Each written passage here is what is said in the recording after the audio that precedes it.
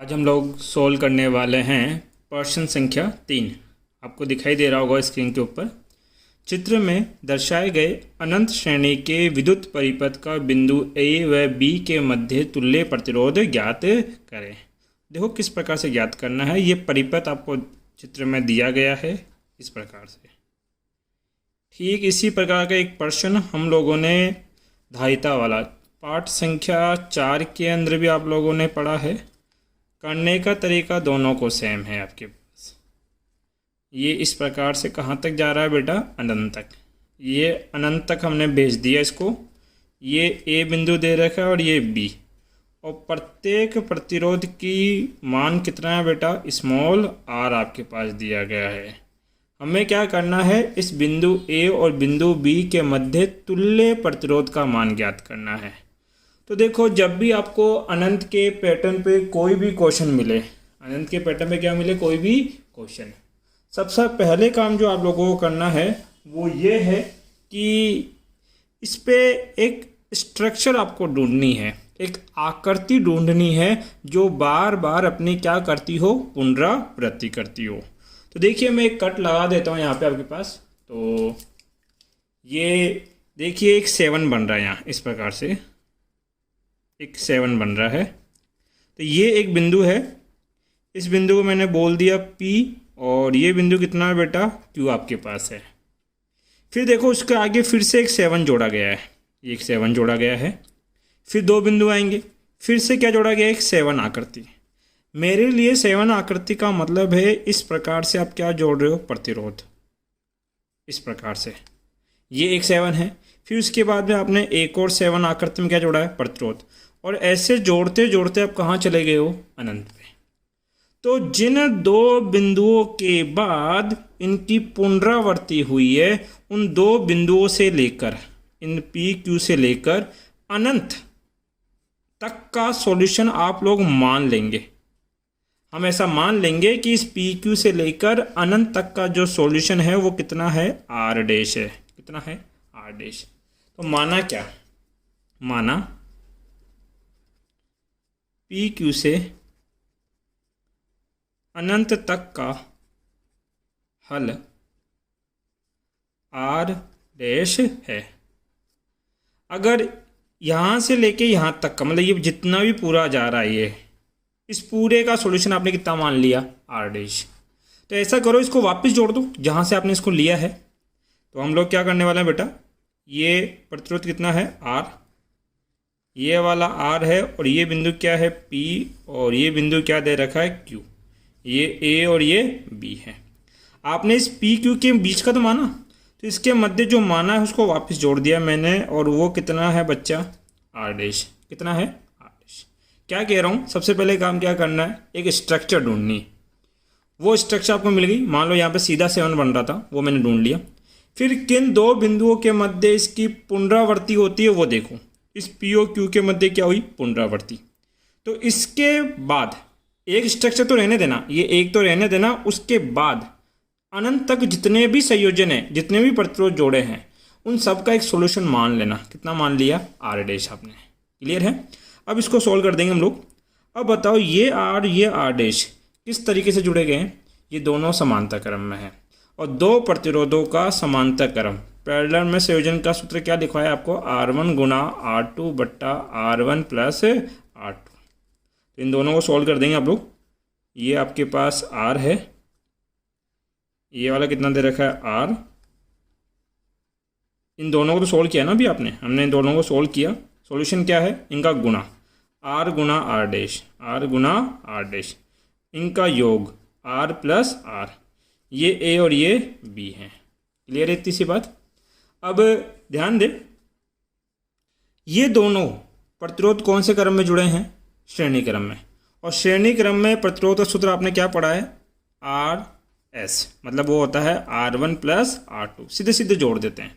तो इनका संयोजन कितना हो जाएगा? इनका टोटल संयोजन होगा आर ए बी, क्योंकि ए और बी के मध्य का तुल्य प्रतिरोध ज्ञात करो, वो होगा आर ए बी। वो कितना होगा? इनका योग, अर्थात आर प्लस आर डैश बट्टे में R plus R dash, R plus R dash आपके पास।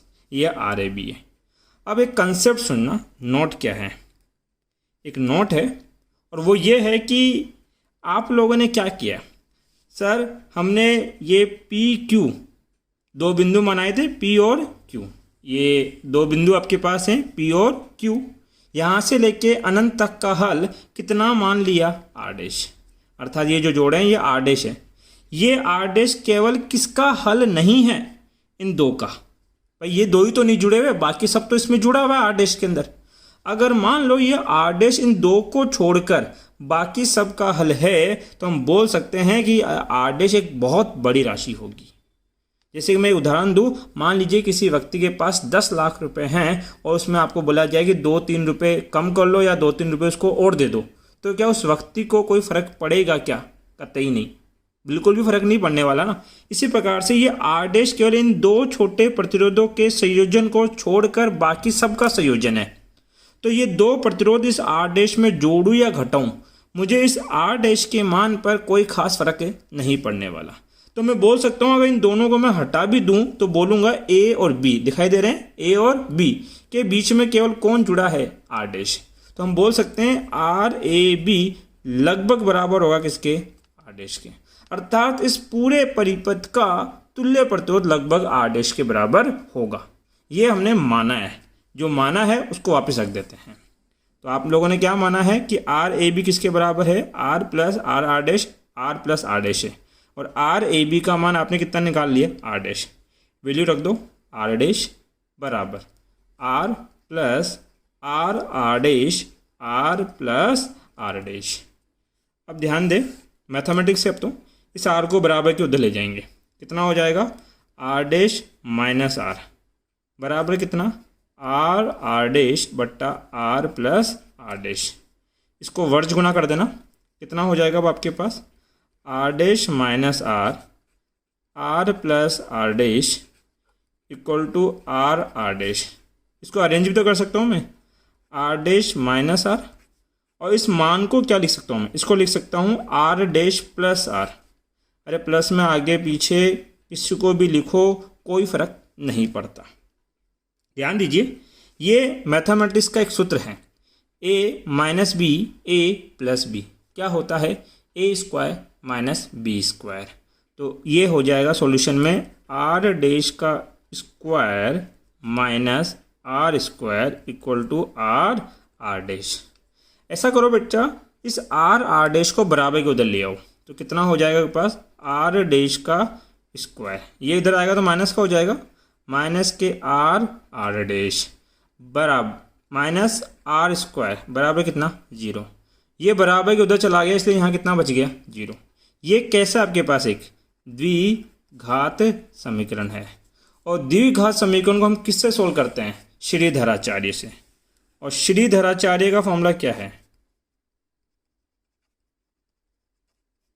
उसका समीकरण होना चाहिए A X square plus B X plus C बराबर 0। श्रीधराचार्य ये कहते हैं यदि कोई भी समीकरण इस रूप में लिखा गया है तो उसके गुणनखंड अर्थात x के मान क्या होंगे, minus B plus minus under root of B square minus 4ac, B square minus 4ac upon में कितना बच्चा, 2a। देखो यहाँ आपके पास ये समीकरण है, इसको मैं इस रूप में लिख रहा हूँ, इस वाले समीकरण के रूप में। कैसे लिख सकता हूँ, ये आर डैश का स्क्वायर है, इसको लिख सकते हैं 1 गुना आर डैश का स्क्वायर। अरे 1 से गुणा किया, कोई फर्क नहीं पड़ा।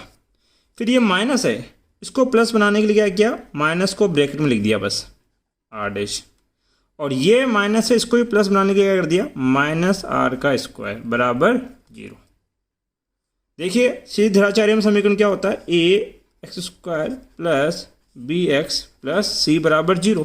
इसी रूप में तो है, ए की जगह काम कौन करेगा, 1, एक्स स्क्वायर की जगह आर डैश स्क्वायर, प्लस की जगह प्लस, बी का काम करेगा माइनस आर, एक्स का काम करेगा आर डैश, प्लस की जगह प्लस है, और सी का काम कौन करने वाला है, माइनस आर स्क्वायर। ध्यान दे, यहाँ फैक्टर हो रहे थे, गुणनखंड हो रहे थे एक्स के, और यहाँ x की जगह कौन है, आर डैश। तो यहाँ किससे करेंगे बेटा, आर डैश के। तो ये हो जाएगा आर डैश बराबर कितना, माइनस बी। बी का काम कौन कर रहा है, माइनस का आर कर रहा है सर। फिर कितना आपके पास, plus minus under root of B square. B का काम कौन कर रहा है, माइनस आर, परंतु माइनस आर का स्क्वायर क्या होगा, प्लस आर स्क्वायर। फिर बाद में कितना बेटा, 4। आपके पास क्या लिखा जाता है, ए का काम कौन किसने किया, एक ने।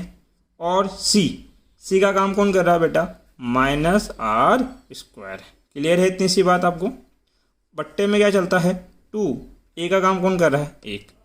बस इस मान को सोल्व करें, आर डैश बराबर minus minus plus, plus minus under root of R square. ये माइनस इस माइनस से गुणा होगा, क्या हो जाएगा, प्लस हो जाएगा। कितना लिखा जाएगा बेटा आपको, आपके पास प्लस के 4 आर स्क्वायर बट्टे में कितना, 2। अब ध्यान दे आपके पास ये हो गया R plus minus 4 R square plus R square under root of 5 R square बट्टे में कितना, 2 आपके पास है, बराबर। अब आर स्क्वायर को रूट से बाहर निकालोगे तो R plus minus R under root 5 बट्टे में 2 बराबर। आर दोनों में कॉमन है तो 1 प्लस माइनस अंडर रूट 5 बट्टे में कितना, 2 आपके पास। परंतु ध्यान दे, जो प्रतिरोध होता है वो सदैव क्या होता है, धनात्मक, क्योंकि प्रतिरोध एक भौतिक राशि है और उसका ऋणात्मक मान संभव ही नहीं है। तो गणितीय रूप से तो 2 मान आ रहे हैं, प्लस में भी आ रहा है माइनस में भी आ रहा है, परंतु हम केवल कौन सा मान लेंगे इसका बेटा, पॉजिटिव। तो हमारा आंसर क्या होगा, आर डैश बराबर आर 1 प्लस अंडर रूट 5 बट्टे में क्या, 2। ये हमारा क्या हो गया बच्चा, आंसर। Thank you.